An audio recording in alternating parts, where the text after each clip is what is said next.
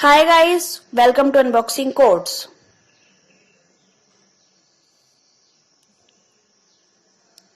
आज का टॉपिक है हमारा मिक्स टाइप एक्सप्रेशंस। सिंपली अभी तक हमने जो एक्सप्रेशन पढ़ी है उसमें क्या होता है, सेम ही टाइप का डाटा टाइप होता है, मतलब सेम ही टाइप के वेरिएबल्स होते हैं। इन टाइप का होगा तो इन टाइप के होते थे, फ्लोट के होंगे तो फ्लोट टाइप के एक्सप्रेशन में वेरिएबल होंगे। लेकिन अब हम जो पढ़ेंगे ना आगे, उसमें क्या होगा, वो मिक्स टाइप के एक्सप्रेशन होंगे। जस्ट जिसमें इंटीजर टाइप भी होगा, फ्लोट भी होगा, करेक्टर भी होगा और बुलियन भी होगा और डबल भी होगा। उसे हम कहते हैं मिक्स टाइप एक्सप्रेशन, जिसमें एक से ज्यादा टाइप के वेरिएबल्स होते हैं। जो मिक्स टाइप एक्सप्रेशंस होती हैं उन्हें हम दो तरीके से सॉल्व करते हैं, एक इम्प्लिसिटली और एक एक्सप्लिसिटली कन्वर्सेशन।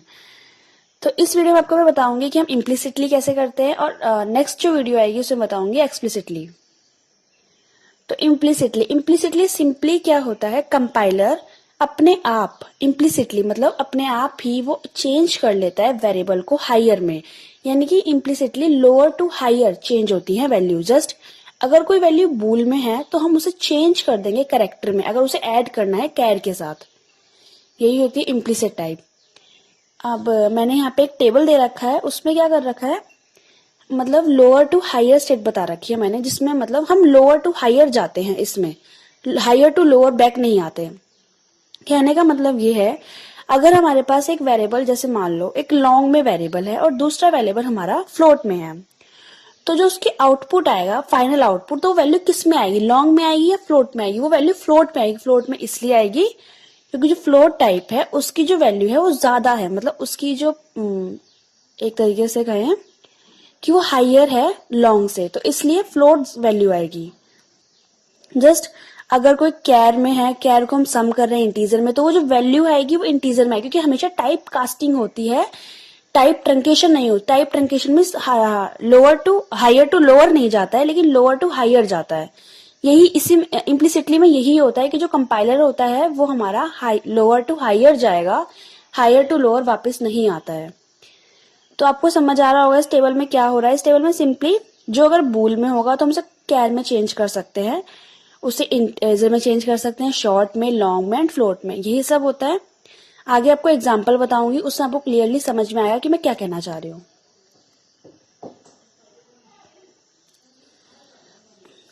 यहाँ पे लिखा है मैंने, if there is two values, one is float and other is double, then the type of value with be lower precision.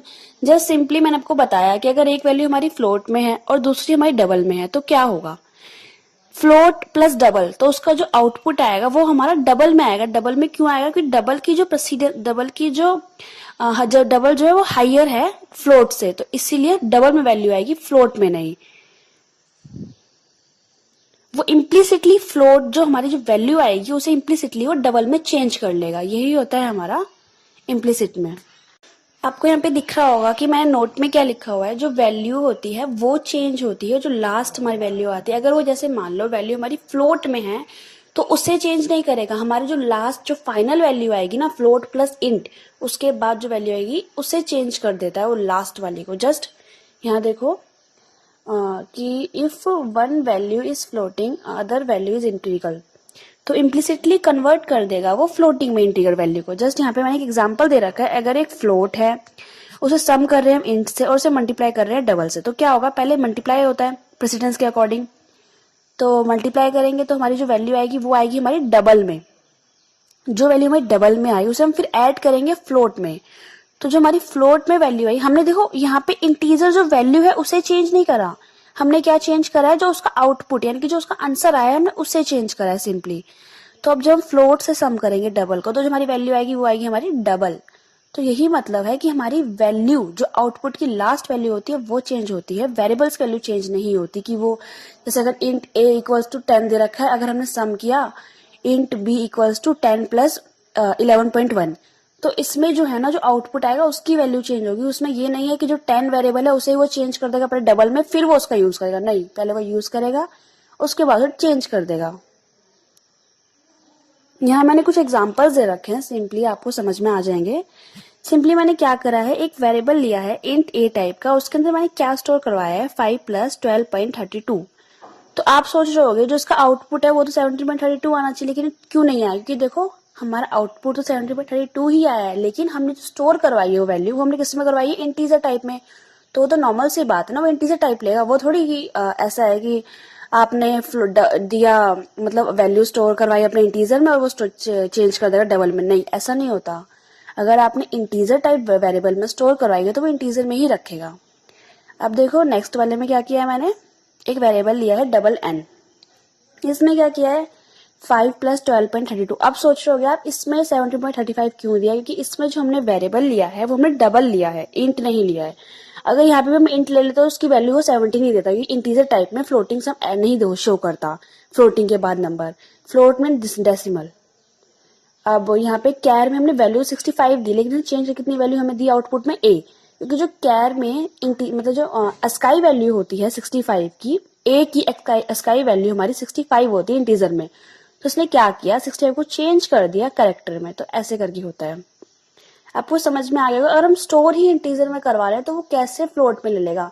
हमारा आंसर तो इसका भी फर्स्ट वाले का भी हमारा आंसर फ्लोट में ही था 70/35, लेकिन जब उसने देखा कि उसने वैल्यू जो स्टोर करवाई है वो इंटीजर में करवाई है तो वो फ्लोट नहीं ले सकता अपने अकॉर्डिंग, तो इसलिए उसने 17 शो करवाया हमें।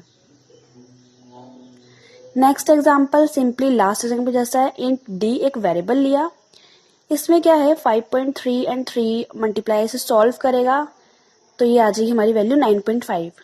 अब जस्ट एक नोट है यहाँ पे, नोट में क्या लिखा है मैंने, if we store this value to int type then give value 9।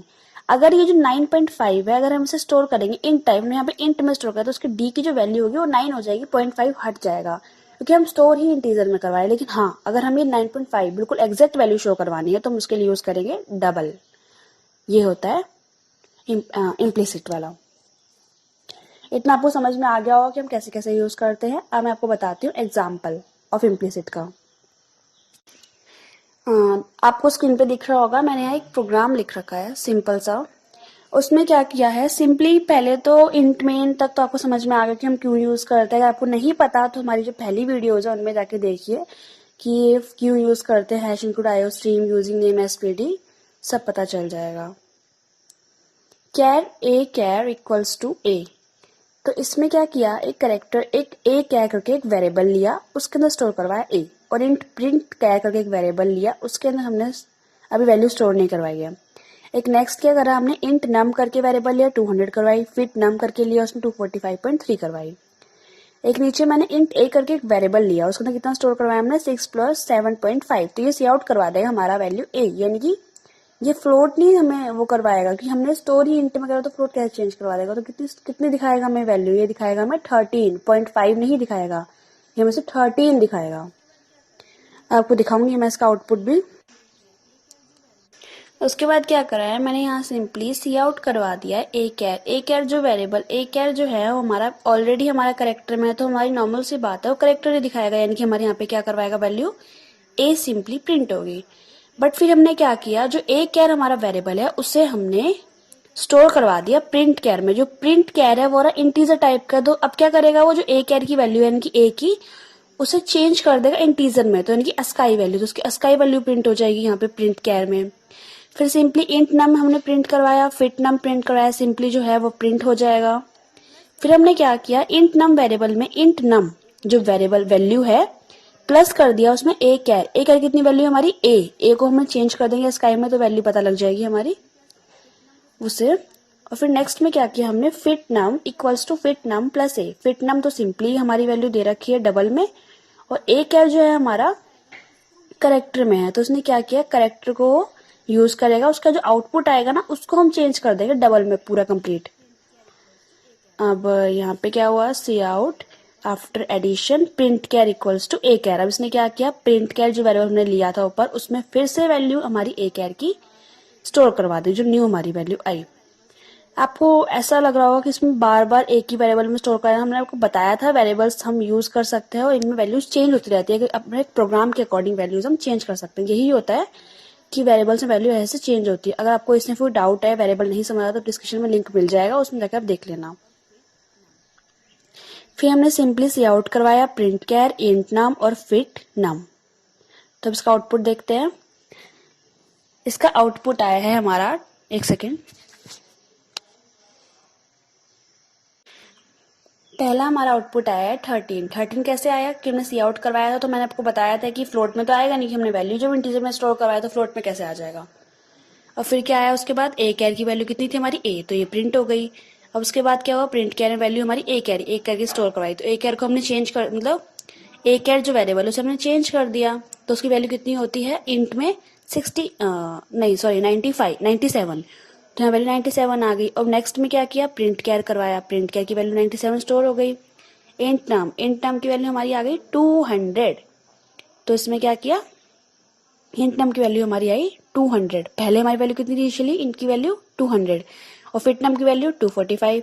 उसके बाद हमने एडिशन वगैरह कर दिया, ये सब कुछ हमने करा जो बीच में। इसके बाद हमारी कितनी वैल्यू हो गई, ए कैर की तो सिंपली हमारी वैल्यू आई 97, क्योंकि हमने जो वैल्यू थी 67 उसे हम प्रिंट कैर में दोबारा स्टोर कर, तो ए कैर तो हमारा वैसे भी ए ही है ना, तो हमने चेंज कर ही रहे, इंटीजर में 97 आई, फिर इंट नाम की वैल्यू चेंज होकर 297 हो गई, क्योंकि हमने सम करवाया था, फिर 342 हो गई।